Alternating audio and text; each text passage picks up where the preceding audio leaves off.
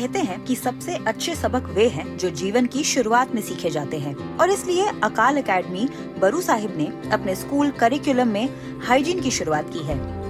एक ऐसा कदम जो इस इलाके में एक ट्रेंड सेटर बन गया है। स्वच्छता के विभिन्न पहलुओं को कवर करने वाले लेसन जैसे हाइजीन कॉर्नर्स, प्रैक्टिकल लेसन और दूसरी स्वच्छता संबंधी गतिविधियों के रूप में एक्सपीरियंशियल लर्निंग के माध्यम से स्कूल अपने बच्चों को गुड हाइजीन बिहेवियर्स और प्रैक्टिसेस को समझने और उन्हें अपने जीवन में शामिल करने के लिए सशक्त बना रहा है।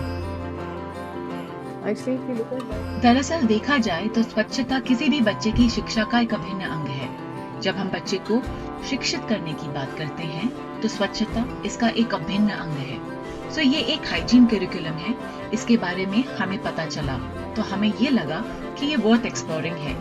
इस कंपोनेंट को हम अपने करिकुलम के साथ जोड़ सकते हैं और इस प्रोग्राम का मनचाहा प्रभाव पड़ रहा है। 5 साल की अवरीत कौर ने डेटॉल हाइजीन ओलंपियाड 2.0 में अपने स्तर के टॉप 3 विजेताओं में से एक बनकर स्कूल का मान बढ़ाया है। अवरीत अवार्ड लेने के लिए मुंबई गयी और जब हिमाचल प्रदेश में अपने घर वापस लौटी तो उनका शानदार स्वागत किया गया।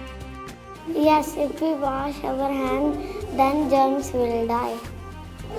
And if we clean our toilet, then also germs will not harm us. I first time sat on the flight, I felt very happy, and I first time saw Ayushman sir in front of me, I felt very happy.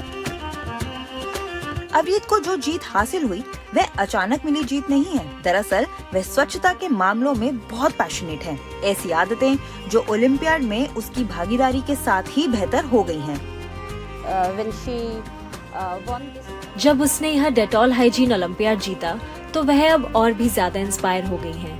वह स्वच्छता के बारे में काफी जागरूक रहती हैं और अब जब वह मेरे साथ कैंपस में चलती हैं और सड़क पर बोतल या कचरा देखती हैं तो वह हमेशा उसे उठाती हैं और कूड़ेदान में डाल देती हैं।